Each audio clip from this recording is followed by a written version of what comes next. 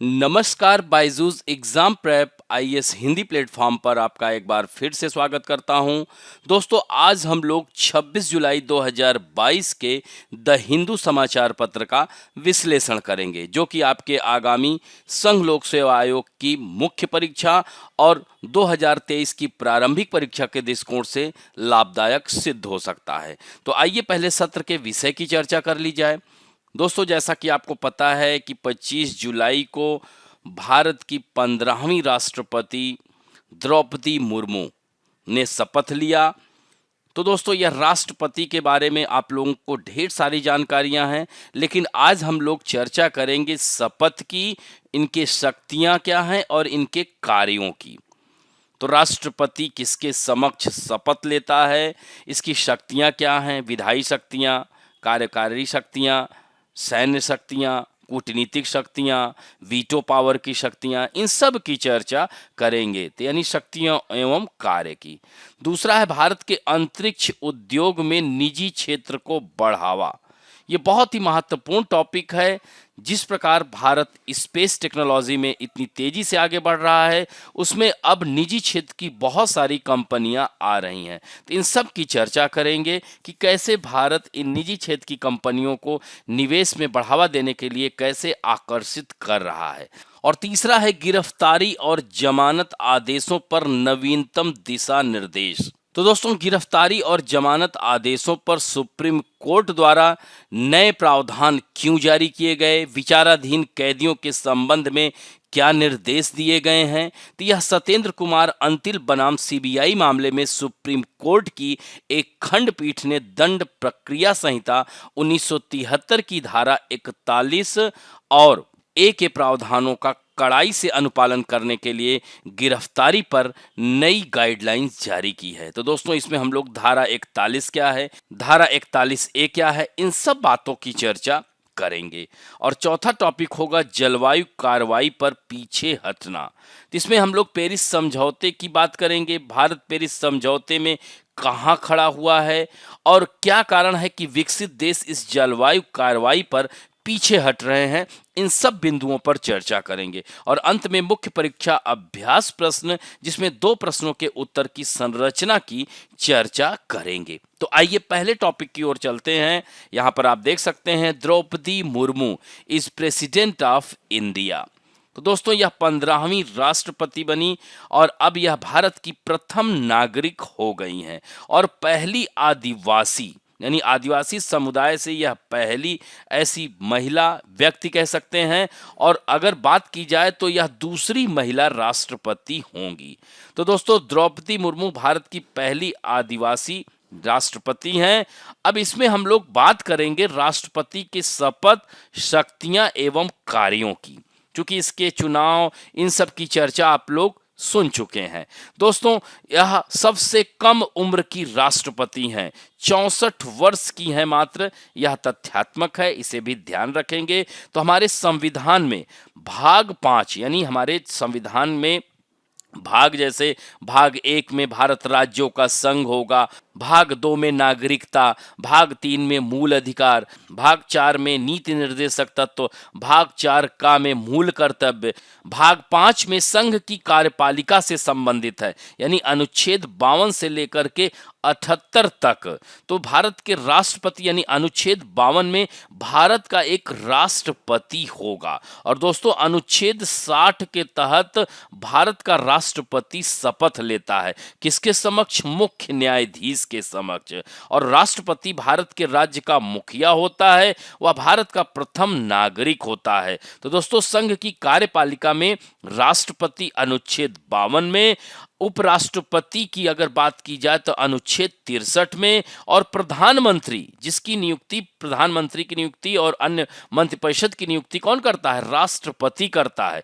यानी अनुच्छेद 74 के तहत अगर देखा जाए तो राष्ट्रपति की सहायता और सलाह के लिए एक मंत्रिपरिषद होनी चाहिए। तो 75 में इनकी नियुक्ति करता है प्रधानमंत्री एवं मंत्रिपरिषद की। इसी तरह से अनुच्छेद 76 के अंतर्गत भारत के महान्यायवादी यानी attorney general general of India की नियुक्ति भी हमारे देश के राष्ट्रपति करते हैं और यह महान्यायवादी राष्ट्रपति के प्रसाद पर्यंत होता है। तो आइए आगे एक एक करके चर्चा करते हैं। तो राष्ट्रपति शपथ अनुच्छेद 60 के तहत किसके समक्ष लेता है? मुख्य न्यायाधीश के समक्ष। और अगर मुख्य न्यायाधीश ना हो, अगर अनुपस्थित हो, तो उनकी अनुपस्थिति में सर्वोच्च न्यायालय का वरिष्ठ न्यायाधीश यह प्रक्रिया करवाता है। तो इस तरह से राष्ट्रपति शपथ या प्रतिज्ञान समझ में आया होगा आप लोगों को। और दोस्तों, राष्ट्रपति की शक्तियां और कार्य की अगर बात की जाए तो कार्यकारी शक्तियां हैं, विधायी शक्तियां हैं, वित्तीय शक्तियां हैं, न्यायिक शक्तियां हैं, राजनयिक शक्तियां हैं जिसे कूटनीतिक शक्तियां भी कह सकते हैं, सैन्य शक्तियां हैं, आपातकालीन शक्तियां हैं, वीटो पावर की शक्तियां हैं। तो दोस्तों, यहाँ पर सबसे महत्वपूर्ण यही हो जाता है कि राष्ट्रपति की जो कार्यकारी शक्तियां हैं एवं कार्य, तो भारत सरकार के सभी शासन संबंधी कार्य किसके नाम पर? राष्ट्रपति के नाम पर किए जाते हैं। तो सबसे पहले हम कार्यपालिका शक्तियों की बात करते हैं। तो वह नियम बना सकता है, कौन? राष्ट्रपति, ताकि उसके नाम पर दिए जाने वाले आदेश और अन्य अनुदेश वैध हों। वह केंद्र सरकार के व्यापार के अधिक सुविधाजनक लेन देन तथा मंत्रियों के बीच उक्त कार्य के आवंटन के लिए भी नियम बना सकता है। वह प्रधानमंत्री व अन्य मंत्रियों की नियुक्ति करता है अनुच्छेद 75 के तहत। दोस्तों, वह भारत के महान्यायवादी, मैंने बताया था अनुच्छेद 76 के तहत वह नियुक्ति करता है। वह नियंत्रक महालेखा परीक्षक अनुच्छेद 148 में है, इसे भी ध्यान रखेंगे। और मुख्य चुनाव आयुक्त अनुच्छेद 324 से लेकर के 329 के बीच में मुख्य यानी इलेक्शन कमीशन है। तो मुख्य चुनाव आयुक्त में एक मुख्य चुनाव आयुक्त तथा दो अन्य आयुक्तों की नियुक्ति राष्ट्रपति करता है। इसी तरह से संघ लोक सेवा आयोग और उनके सदस्यों की भी नियुक्ति राष्ट्रपति ही करता है। अनुच्छेद 312 में अधीनस्थ सेवाएं हैं, 315 में सदस्यों के बारे में। इसी तरह से राज्यों के राज्यपाल, वित्त आयोग का अध्यक्ष यानी अनुच्छेद 280 में क्या है? वित्त आयोग है, उनके सदस्यों आदि की नियुक्ति भी यही राष्ट्रपति करता है। तो इसमें ही आप देख सकते हैं कि राष्ट्रपति प्रधानमंत्री से किसी ऐसे निर्णय का प्रतिवेदन भेजने के लिए भी कह सकता है जो किसी मंत्री द्वारा लिया गया हो, किंतु पूरी मंत्रिपरिषद ने इसके अनुमोदन नहीं किया हो। तो दोस्तों, यह अनुसूचित जाति, अनुसूचित जनजाति तथा अन्य पिछड़ा वर्ग के एक आयोग की भी नियुक्ति कर सकता है। दोस्तों, यह स्वयं द्वारा नियुक्त प्रशासकों के द्वारा केंद्र शासित राज्यों का प्रशासन सीधे संभालता है। कौन? भारत का राष्ट्रपति। अब बात करते हैं विधायी शक्तियों की। लेजिस्लेचर पावर क्या है? तो भारतीय राष्ट्रपति संसद का एक अभिन्न अंग है। क्योंकि आर्टिकल 79 में क्या है? संसद होगी जिसके 3 अंग हैं, राष्ट्रपति, लोकसभा और राज्यसभा। तो दोस्तों, यहां पर राष्ट्रपति भी क्या है? वह संसद का एक अंग है। तो दोस्तों, वह संसद की बैठक को बुला सकता है अथवा कुछ समय के लिए स्थगित भी कर सकता है। दोनों सदनों की संयुक्त बैठक अनुच्छेद 108 के तहत बुलाता है, लेकिन उसकी अध्यक्षता लोकसभा स्पीकर करता है।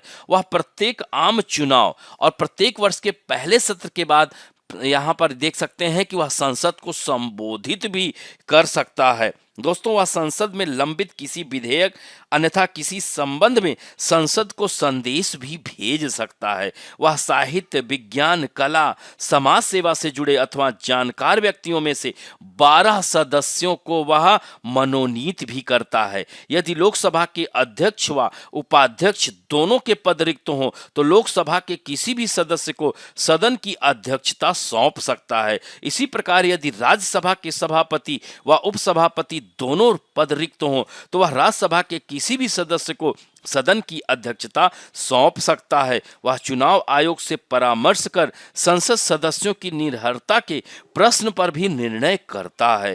दोस्तों, जब एक विधेयक संसद द्वारा पारित होकर राष्ट्रपति के पास भेजा जाता है तो वह विधेयक को अपनी स्वीकृति भी दे सकता है अथवा विधेयक पर अपनी स्वीकृति सुरक्षित भी रख सकता है, अथवा विधेयक को यदि वह धन विधेयक नहीं है तो संसद के पुनर्विचार के लिए लौटा सकता है। जैसे एपीजे कलाम साहब ने ऑफिस ऑफ प्रॉफिट बिल को लौटा दिया था।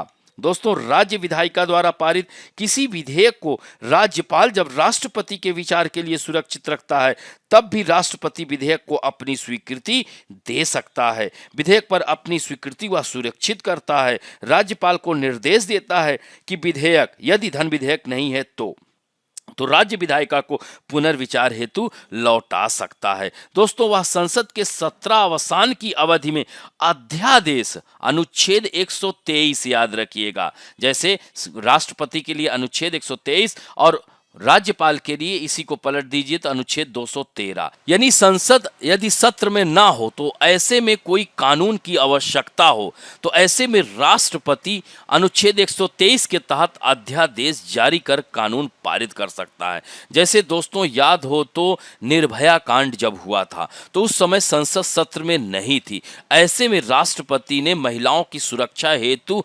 अध्यादेश लाया था।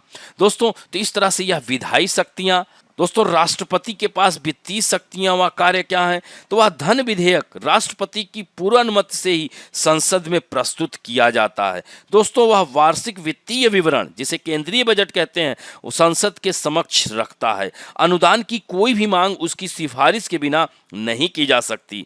राष्ट्रपति भारत की आकस्मिक निधि से किसी अदृश्य व्यय हेतु अग्रिम भुगतान की व्यवस्था भी करता है। वह राज्य व केंद्र के मध्य राजस्व के बंटवारे के लिए प्रत्येक 5 वर्ष में एक वित्त आयोग, और वित्त आयोग किसमें है, अनुच्छेद 280 में है।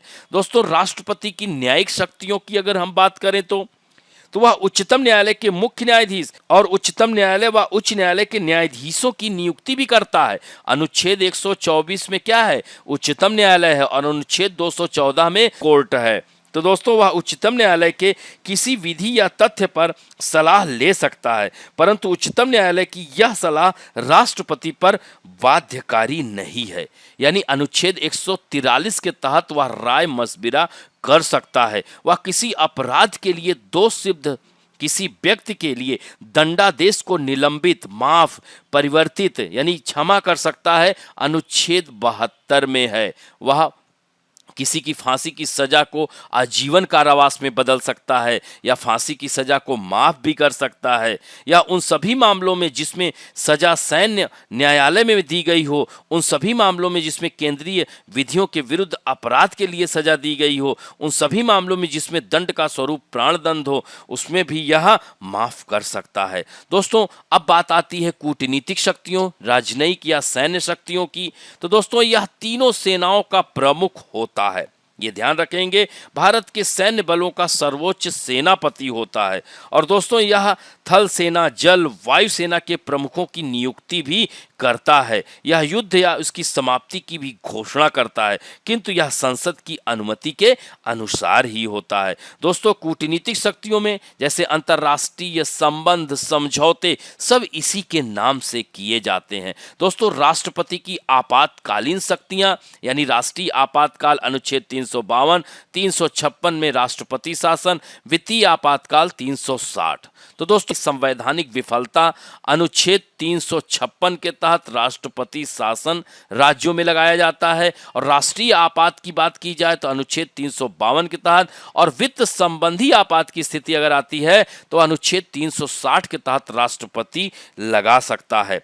दोस्तों, यह जो है आपातकालीन परिस्थितियों में ही इन अनुच्छेदों का प्रयोग कर राष्ट्रपति आपातकाल की घोषणा करता है। दोस्तों, राष्ट्रपति के पास वीटो पावर की भी शक्ति होती है। दोस्तों, 4 प्रकार का वीटो होता है। एब्सोल्यूट वीटो जिसे आत्यांतकारी वीटो या पूर्ण वीटो कहते हैं, विशेषित वीटो, निलंबनकारी वीटो और पॉकेट वीटो। याद रखें दोस्तों कि इसमें जो यह वीटो हैं, यह चारों वीटो, जैसे आत्यांतिक वीटो जिसे एब्सोल्यूट वीटो कहते हैं, यह विधायिका द्वारा पारित विधेयक पर अपनी राय सुरक्षित रखता है, और विशेषित वीटो जिसे योग्य वीटो जो विधायिका द्वारा उच्च बहुमत द्वारा निरस्त की जा सके, और निलंबनकारी वीटो जो विधायिका द्वारा साधारण बहुमत द्वारा निरस्त किया जा सके, और पॉकेट वीटो क्या है, विधायिका द्वारा पारित विधेयक पर कोई निर्णय नहीं यानी ठंडे बस्ते में डाल देना। जैसे कि याद रखिएगा, पॉकेट वीटो का प्रयोग अभी तक ज्ञानी जैल सिंह ने किया था जब राजीव गांधी का कार्यकाल था। उन्होंने पोस्ट ऑफिस बिल दिया जिसे उन्होंने टेबल पर रख दिया और आज तक वह पारित नहीं हो पाया। तो इस तरह से पॉकेट वीटो का प्रयोग भी राष्ट्रपति कर सकता है। तो इन चारों वीटो में 3 वीटो का प्रयोग हमारे भारत का राष्ट्रपति करता है, जबकि विशेषित वीटो का प्रयोग अमेरिका का राष्ट्रपति करता है। तो इस तरह से यह राष्ट्रपति की कार्य एवं शक्तियां आप लोग समझ गए होंगे।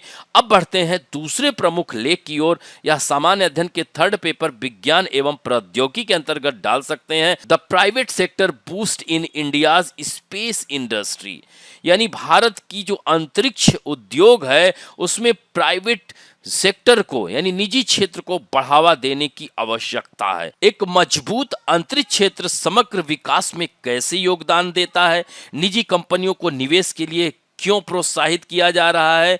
क्योंकि देखिए अंतरिक्ष उद्योग हमारा बहुत तेजी से आगे बढ़ रहा है और वैश्विक परिदृश्य में देखें तो इंडियन स्पेस रिसर्च ऑर्गेनाइजेशन ने जो ख्याति प्राप्त की है उसी को आगे बढ़ाते हुए अब निजी क्षेत्र को भी इसमें लाने का प्रयास किया जा रहा है। दोस्तों, प्रधान वैज्ञानिक सलाहकार कौन है? अजय कुमार सूद ने इसी महीने शुरुआत में कहा था कि सरकार जल्द ही एक नई अंतरिक्ष नीति लेकर आएगी जो भारत के अपने स्पेस एक्स जैसे उपक्रमों के उदय की शुरुआत कर सकती है। और दोस्तों, इस प्रस्तावित कदम से उद्योग में निजी क्षेत्र की भागीदारी बढ़ेगी। जैसा कि आप लोगों को अगर पता हो, प्रधानमंत्री नरेंद्र मोदी की अध्यक्षता में केंद्रीय मंत्रिमंडल ने अंतरिक्ष गतिविधियों के समस्त क्षेत्रों में निजी क्षेत्र की भागीदारी को बढ़ावा देने के उद्देश्य से अंतरिक्ष क्षेत्र में दूरगामी सुधारों को मंजूरी दी और यह निर्णय भारत को बदलने तथा देश को आत्मनिर्भर और तकनीकी रूप से आधुनिक बनाने के प्रधानमंत्री के दीर्घकालिक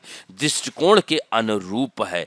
दोस्तों, अंतरिक्ष क्षेत्र में विकास क्यों महत्वपूर्ण है? तो यहाँ पर देख सकते हैं कि अधिक सुरक्षित और प्रभावी साधनों के माध्यम से कनेक्टिविटी को मजबूत करने और जलवायु संबंधी प्रभावों का मुकाबला करने के लिए अंतरिक्ष प्रौद्योगिकी को बढ़ाना फायदेमंद होगा। उदाहरण के लिए क्षेत्रीय और राष्ट्रीय स्तर पर जलवायु परिवर्तन के दीर्घकालिक प्रभाव की निगरानी करके सरकारें किसानों और आश्रित उद्योगों के लिए अधिक व्यवहारिक और जुझारू योजनाएं तैयार करने में सक्षम होंगी। इसके अतिरिक्त वे भूकंप, सुनामी, बाढ़, जंगल की आग, खनन आदि जैसी प्राकृतिक आपदाओं के खिलाफ वास्तविक समय की निगरानी और पूर्व चेतावनी समाधान के रूप में भी काम कर सकते हैं। तो दोस्तों, यह सब कार्य क्या होगा? अंतरिक्ष क्षेत्र में विकास के बाद ही हो सकता है।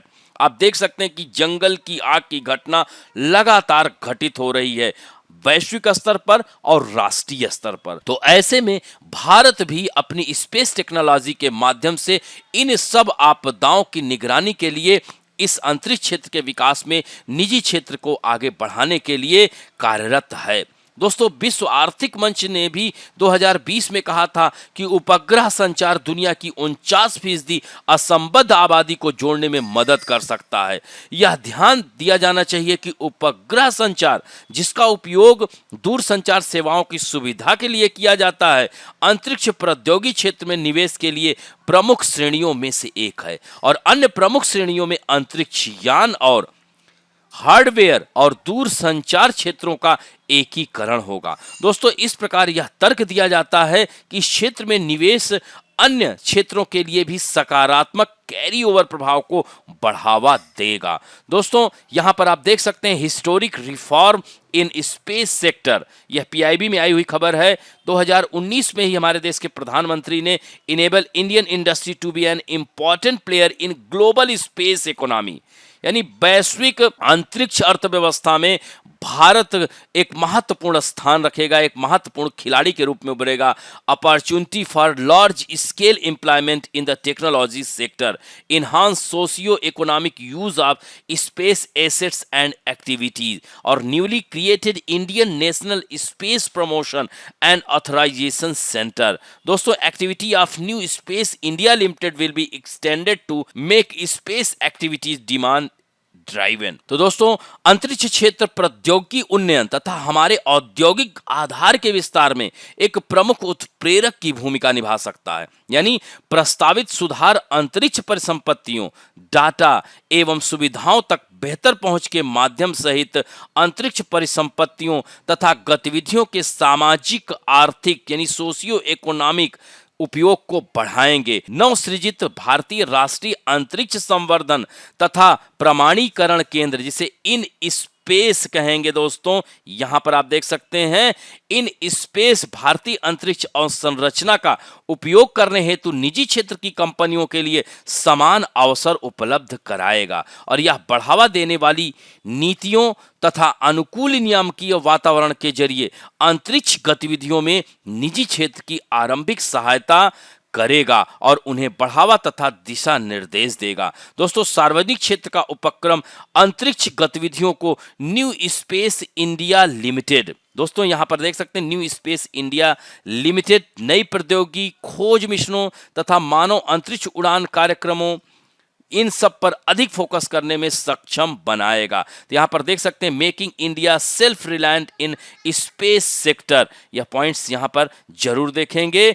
आत्मनिर्भर भारत की ओर और India witnessing major reform in the space sector, approach to space reform based on 4 pillar, यानी freedom of innovation to the private sector, यानी निजी क्षेत्रों को यहां पर बढ़ावा देने की बात की जा रही है। Government as a enabler, preparing youth for the future और space sector as a resource for progress, यानी यह जो है प्रगति के लिए यह साधन होगा, स्रोत होगा। यहां पर आप देख सकते हैं इस आंकड़े के माध्यम से। दोस्तों, वैश्विक अंतरिक्ष बाजार में भारत कहां खड़ा है? तो भारत छठा सबसे बड़ा खिलाड़ी है, यानी अमेरिका नंबर 1 पे है। अन्य प्रमुख खिलाड़ियों में यूके है, कनाडा है, चीन है, जर्मनी है, तब भारत का स्थान है। वर्ष 2019 में भारतीय अंतरिक्ष उद्योग का मूल्य $7 बिलियन था। दोस्तों, 2024 तक $50 बिलियन तक बढ़ने की इच्छा रखता है। तो देश की स्टैंड आउट विशेषता इसकी लागत प्रभावशीलता है। तो भारत अपने पहले प्रयास में मंगल की कक्षा में पहुंचने वाला पहला देश होने का भी गौरव रखता है। दोस्तों, इस क्षेत्र की अधिकांश कंपनियां विश्व स्तर पर अंतरिक्ष यान, उपकरण और उपग्रह संचार के निर्माण में शामिल हैं। दोस्तों, केंद्रीय विज्ञान और प्रौद्योगिकी मंत्रालय ने इस महीने की शुरुआत में कहा था कि भारतीय अंतरिक्ष अनुसंधान संगठन के साथ पंजीकृत 60 स्टार्टअप में से अधिकांश अंतरिक्ष मलबे प्रबंधन परियोजनाओं में कार्य कर रहे हैं। जैसे जैसे अंतरिक्ष उपग्रहों के साथ अधिक भीड़ भाड़ वाला होता जाता है, प्रौद्योगिकी इस प्रकार की अंतरिक्ष वेस्ट यानी पुराने अंतरिक्ष यान और उपग्रहों के मलबे के प्रबंधन में मदद करेगा। यूएस और कनाडा 2021 में अंतरिक्ष से संबंधित निवेश के उच्चतम प्राप्तकर्ता थे। दोस्तों, स्पेस टेक डेटा की एक जांच से पता चलता है कि अकेले यूएस में अगले 15 देशों की तुलना में इस क्षेत्र में अधिक कंपनियां हैं। दोस्तों, यहीं पर अब बात आती है कि भारत में निजी क्षेत्र की भागीदारी को कैसे नियंत्रित किया जाता है। तो दोस्तों, 2020 में केंद्र सरकार ने अंतरिक्ष क्षेत्र में सुधारों की घोषणा की, जिससे कि अधिक से अधिक निजी कंपनियां शुरू से अंत तक सेवाएं प्रदान कर सकें। और भारतीय राष्ट्रीय अंतरिक्ष संवर्धन प्राधिकरण केंद्र, जिसे इन स्पेस की स्थापना की घोषणा की गई, इसको ऊपर हमने चर्चा की ही है। और दोस्तों, इसके अतिरिक्त मार्च 2019 में गठित न्यू स्पेस इंडिया लिमिटेड, इसके बारे में भी ऊपर हमने बताया, को इसरो द्वारा विकसित परिपक्व प्रौद्योगिकी को भारतीय उद्योगों में स्थानांतरित करने के लिए अनिवार्य है और ये सभी रक्षा मंत्रालय के दायरे में है। माना जाता है कि अन्य वाणिज्यिक क्षेत्रों की तरह दीर्घावधि में निजी क्षेत्र की भागीदारी से उस क्षेत्र में निवेश और विशेषज्ञता बढ़ाने में मदद मिलती है, जो पूंजी प्रधान है और उच्च प्रौद्योगिकी की मांग करता है। तो दोस्तों, इस तरह से आप देख सकते हैं कि जून 2021 में लोकसभा में लिखित एक उत्तर में यह कहा गया था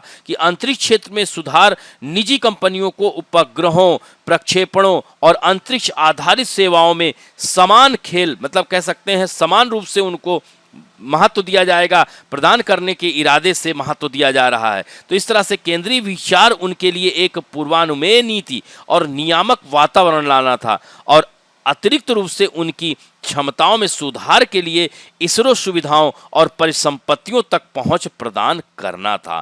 तो यह महत्वपूर्ण लेख है, ध्यान रखिएगा। अब बढ़ते हैं the latest guideline on arrest and bail order. दोस्तों, इसको भारतीय राज्य व्यवस्था से जोड़ सकते हैं, सेकंड पेपर, और दूसरा भी यहाँ पर लेख जो पृष्ठ संख्या 6 और 8 दोनों पर आया हुआ है, reform bail law. But make the right diagnosis first.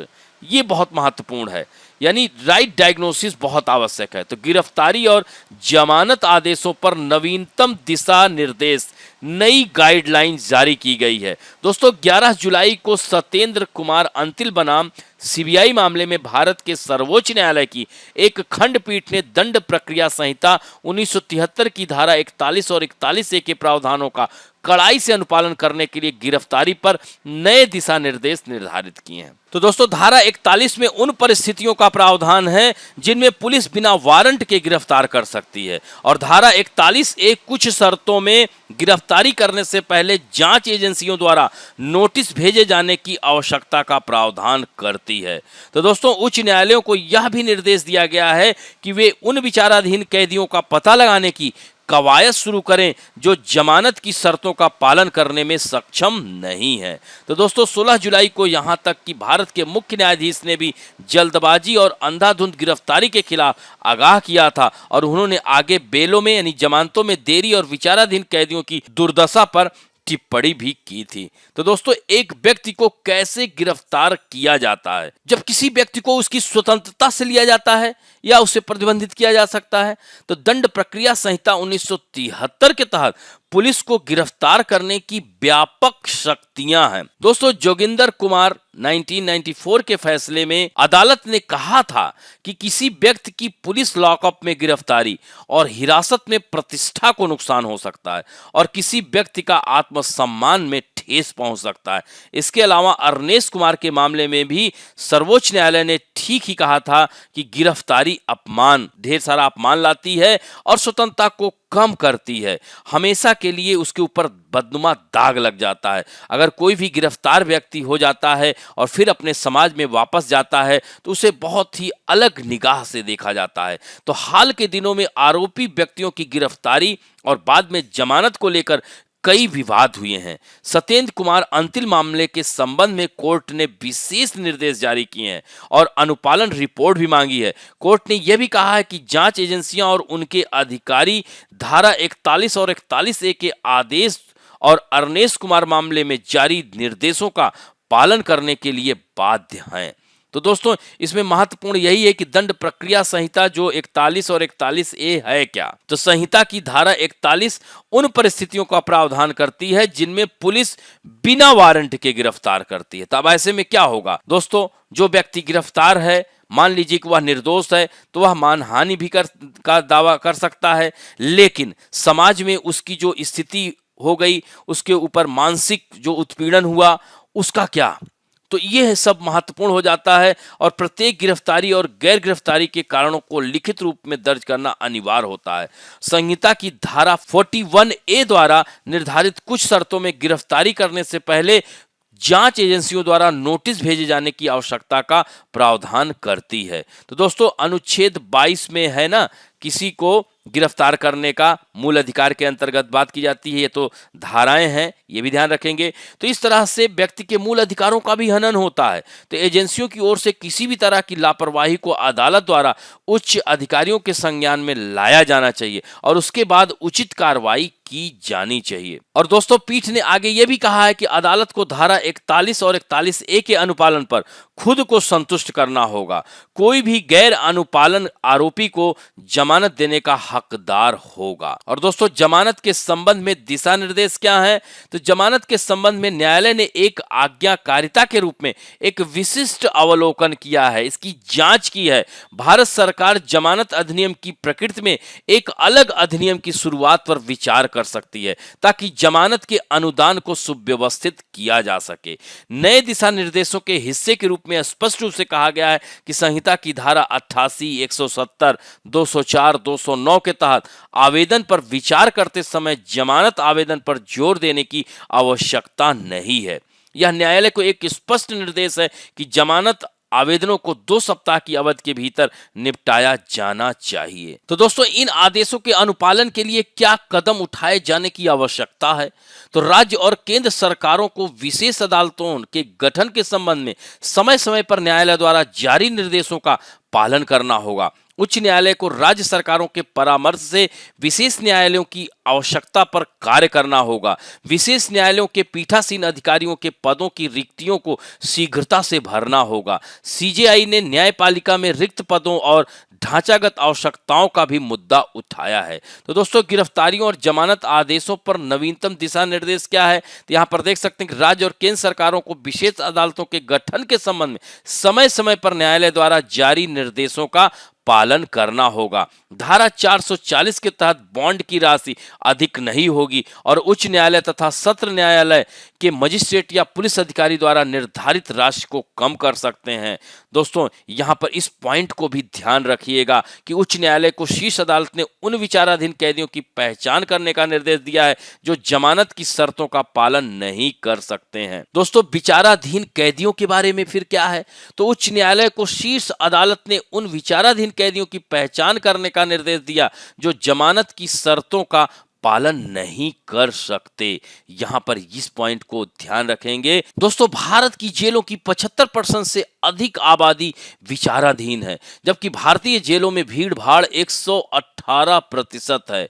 तो इन कठोर वास्तविकताओं को अक्सर भारत की आपराधिक न्याय प्रणाली में संकट के पैमाने का प्रतिनिधित्व करने के लिए उद्धृत किया जाता है। तो भारत के सर्वोच्च न्यायालय ने हाल ही में सत्येंद्र कुमार अंतिल बनाम सीबीआई में भारत की जमानत प्रणाली की अप्रभाविता और इस संकट में इसके योगदान को स्वीकार किया है। तो दोस्तों, जमानत पर कानून की किसी भी पुनर्कल्पना को पहले उस समस्या की सटीक प्रकृति को समझने की जरूरत है जिसके परिणाम स्वरूप बड़े पैमाने पर विचाराधीन कैदी हो जाते हैं।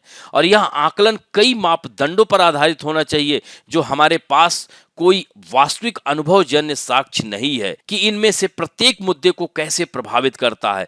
कितने अनुपात में विचाराधीन कैदी जमानत के लिए आवेदन कर रहे हैं, कितने अनुपात में जमानत आवेदन स्वीकार या अस्वीकार किए जाते हैं और किस आधार पर। क्या जमानत का अनुपालन जमानत से इनकार करने से कहीं बड़ी समस्या है? ये कुछ मौलिक अनुभवजन्य प्रश्न हैं जिनके उत्तर की आवश्यकता है।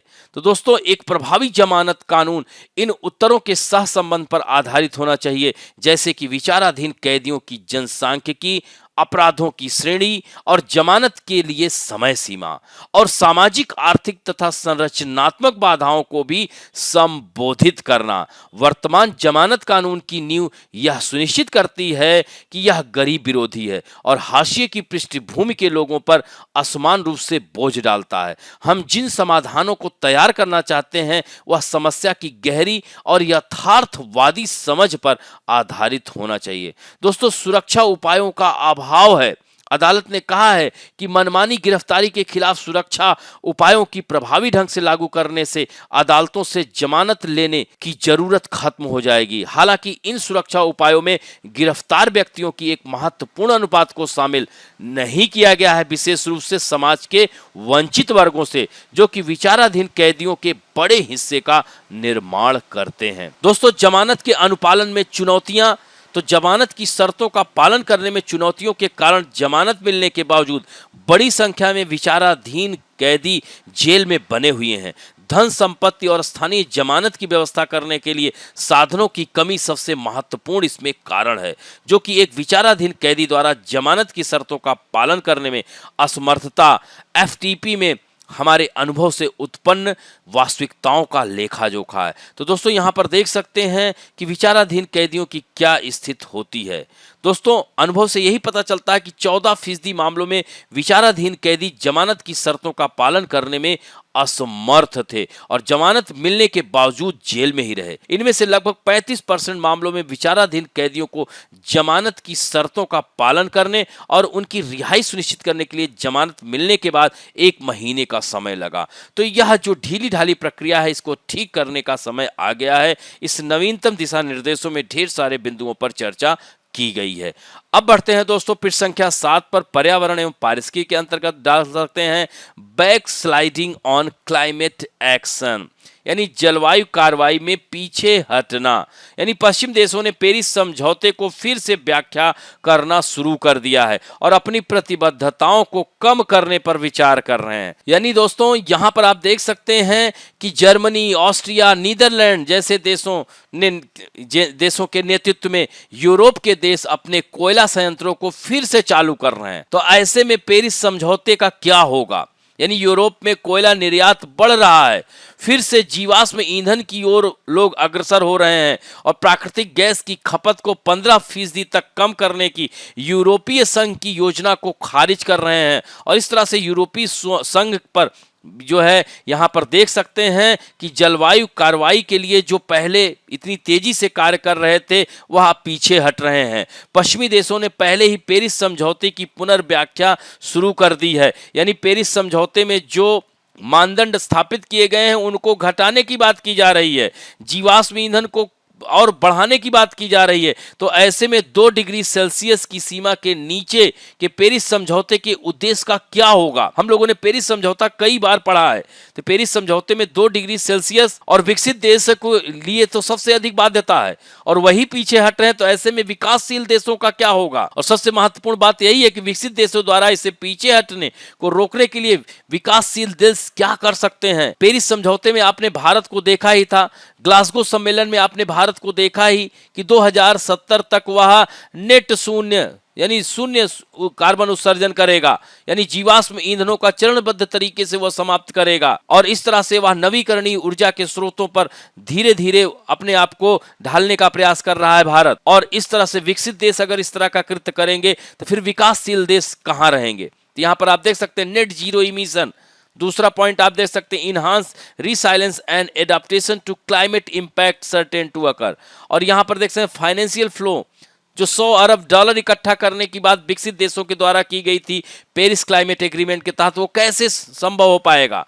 यहां पर आप देख सकते हैं कि पेरिस क्लाइमेट एग्रीमेंट के जो की पॉइंट्स हैं, टेम्परेचर को 2100 तक यानी keeping warming well below 2 degree Celsius, ये कैसे संभव हो पाएगा जब जीवाश्म ईंधनों का प्रयोग या पश्चिम देश या विकसित देश करना स्टार्ट कर देंगे। यहां पर आप देख सकते हैं रिव्यू मैकेनिज्म 2025 क्लाइमेट चेंज, और जबकि कहा जा रहा है कि ये जो शून्य उत्सर्जन नहीं बल्कि ऋण शून्य उत्सर्जन यानी जीरो से माइनस में इन लोग करेंगे विकसित देश, तब जाकर के कहीं हम यानी 2100 तक हम लोग इसके अंत तक 1.5 डिग्री सेल्सियस पर पहुंच जाएंगे। लेकिन उसमें भी यह पेरिस समझौते पर पुनर्व्याख्या की बात कर रहे हैं।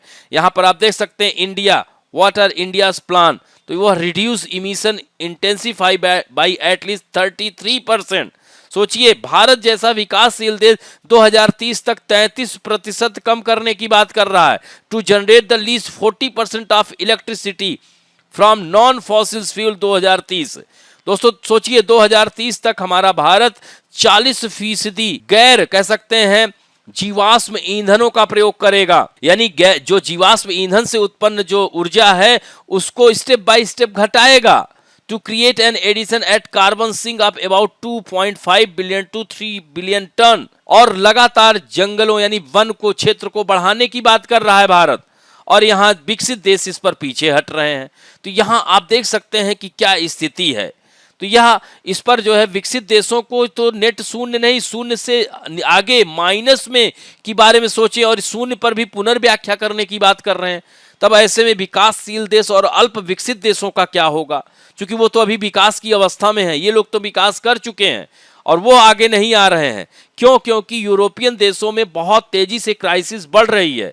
तो वो लोग कह रहे हैं, इवन चुनावी मुद्दा हो रहा है, यूके भी पीछे हट रहा है। अमेरिका तो जीवाश्म ईंधन खत्म ही नहीं कर सकता क्योंकि उसके पास बहुत सारा भंडार है और वह अन्य देशों पर भी कब्जा इन्हीं जीवाश्म ईंधन के लिए किया है। तो ऐसे में वह पेरिस समझौते से पूरी तरह से कह सकते हैं कि वह प्रासंगिक नहीं रह जाता है।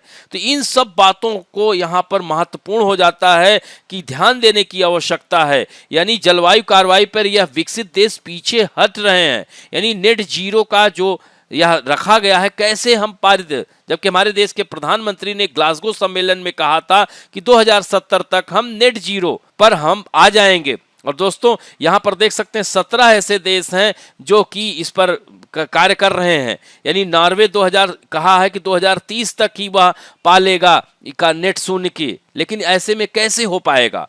तो ये सब महत्वपूर्ण आंकड़े इन्हें देखिएगा। अब बढ़ते हैं मुख्य परीक्षा अभ्यास प्रश्न की ओर। भारत के राष्ट्रपति की कार्यपालिका और विधायी शक्तियों तथा उनके कार्यों का परीक्षण कीजिए।